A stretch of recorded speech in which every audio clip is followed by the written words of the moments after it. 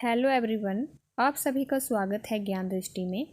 आज हम हिमाचल प्रदेश से रिलेटेड पुरातात्विक सोर्सेज की बात करेंगे कि हिमाचल प्रदेश के इतिहास को समझने के लिए कुछ आर्कियोलॉजिकल सोर्सेज हैं जिनके माध्यम से जो है हम हिमाचल प्रदेश के इतिहास को समझ सकते हैं। इससे पहले हमने इस वीडियो का पहला पार्ट कवर कर लिया है, उसमें हमने साहित्यिक सोर्सेज की बात की हुई है, जिसका लिंक मैं आपको इस वीडियो के डिस्क्रिप्शन में दे दूंगी, आप वहां से देख सकते हैं। पुरातात्विक जो सोर्सेज होते हैं उसमें जो है हमें अनेक प्रकार की सामग्री देखने को मिलती है।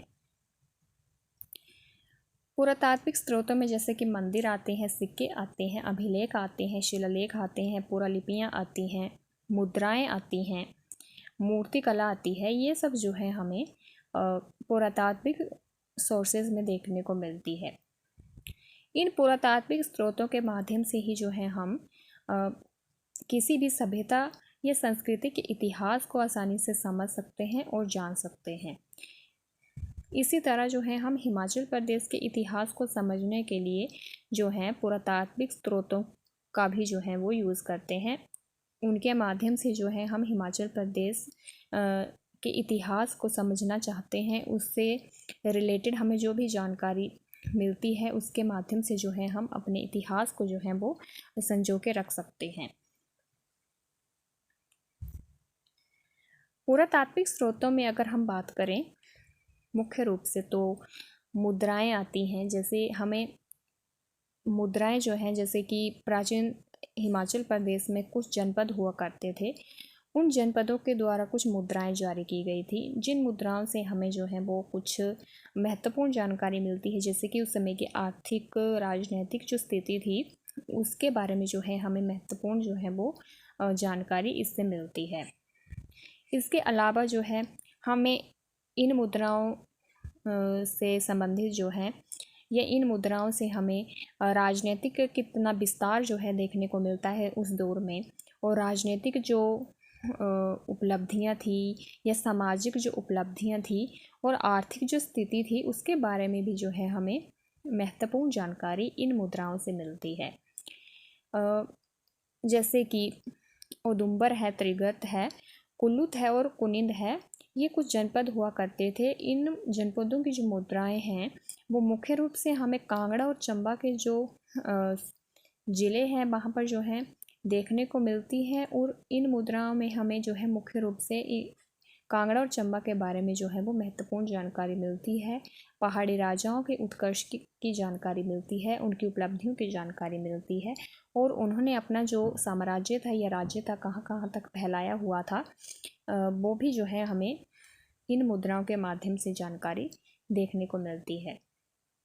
तो ये है मुद्राएं।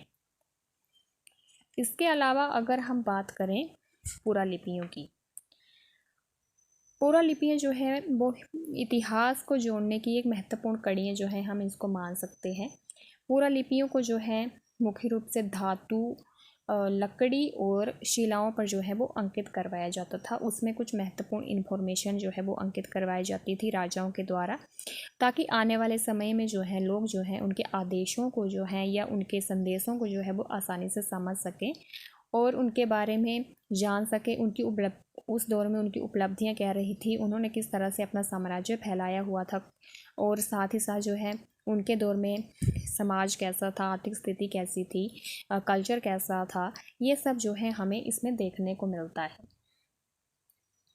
पुरालिपियों में हमें सबसे प्रसिद्ध जो जानकारी मिलती है वो हमें चंबा क्षेत्र के जो स्थान है वहाँ से मिलती है।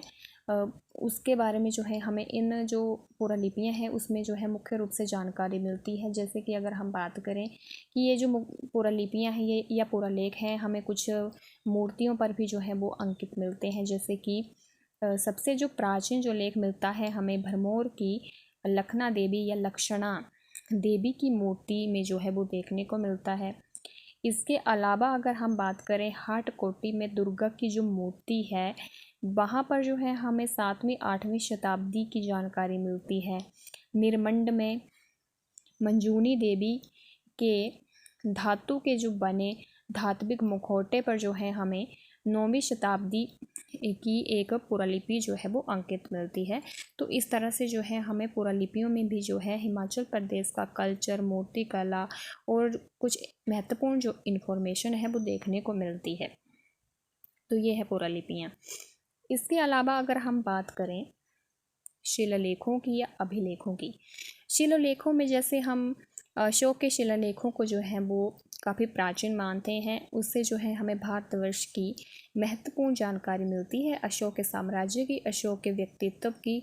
अशोक ने जो है अपने समय में कौन कौन सी उपलब्धियां हासिल की थी और उसके समय में जो समाज था और जो आर्थिक स्थिति थी या जो भी धार्मिक स्थिति थी उसके बारे में जो है हमें उसके शिलालेखों से मुख्य रूप से जानकारी मिलती है। इसी तरह से जो है हमें हिमाचल प्रदेश में जो है कुछ प्रमुख जो है वो शिलालेख देखने को मिलते हैं जो हिमाचल प्रदेश की महत्वपूर्ण इन्फॉर्मेशन जो है वो व्यक्त करते हैं। जैसे कि कांगड़ा के पठियार और कनिहार में जो है हमें एक शिलालेख देखने को मिलता है जो कि काफ़ी इम्पोर्टेंट है, जिसमें हमें कांगड़ा के बारे में महत्वपूर्ण जानकारी मिलती है। इसके अलावा मंडी क्षेत्र में हमें सलाणु का शिलालेख देखने को मिलता है। जुब्बल में हाट कोटी के पास सुनपुर की गुफा में जो है शिलालेख देखने को मिलता है जिसमें हमें जो है वो महत्वपूर्ण जानकारी मिलती है। इसके अलावा जो है ये सब जो शिलालेख हैं, जो अभिलेख हैं, वो हमें हिमाचल प्रदेश की जानकारी देने में जो है सक्षम है और ये आर्कियोलॉजिकल एविडेंस है जिसके माध्यम से हम हिमाचल प्रदेश की समृद्धि को जो है वो जान सकते हैं।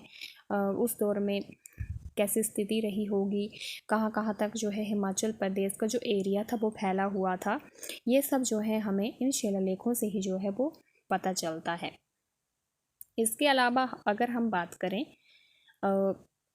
भवन और मंदिरों की, तो हिमाचल प्रदेश में बहुत से ऐतिहासिक भवन हैं, मंदिर हैं और जिनके आधार पर जो है हम हिमाचल प्रदेश को जो है वो आसानी से समझ सकते हैं, हिमाचल प्रदेश के इतिहास को जान सकते हैं।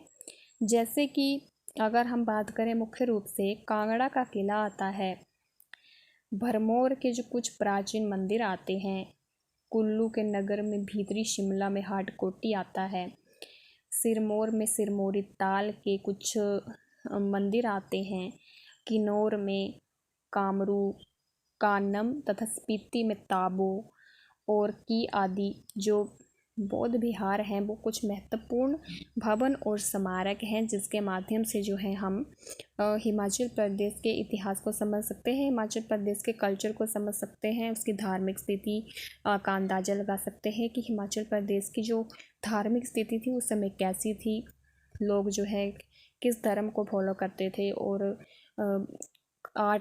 आर्किटेक्चर जो है उस समय कैसा था। आर्ट और आर्किटेक्चर के माध्यम से या वास्तुकला के माध्यम से जो है हम किसी भी सभ्यता और संस्कृति के जो आधार होता है, वो संस्कृति होती है, उसको हम आसानी से समझ सकते हैं और उसके धर्म को समझ सकते हैं, उनकी धार्मिक भावनाओं को समझ सकते हैं और किन किन स्थानों पर कौन कौन से मंदिर थे, कौन कौन से भवन थे, वो किस तरह से बनाए गए थे, उनका स्टाइल कैसा था, ये सब जो है हम इससे समझ सकते हैं। तो ये हैं हिमाचल प्रदेश को जानने के आर्कियोलॉजिकल सोर्सेज जिसके माध्यम से जो है हम हिमाचल प्रदेश की महत्वपूर्ण जानकारी को जो है वो आसानी से समझ सकते हैं, इकट्ठा कर सकते हैं और जिससे हम जो है आने वाले समय में हम नए शोध को जो है वो बढ़ावा दे सकते हैं इन एविडेंस के द्वारा। तो ये है पुरातात्विक स्रोत। आज के लिए इतना ही। आई होप आपको आज की जानकारी अच्छी लगी होगी। ऐसी ही और वीडियो देखने के लिए हमारे चैनल ज्ञान दृष्टि को ज़रूर से सब्सक्राइब करें। Thank you.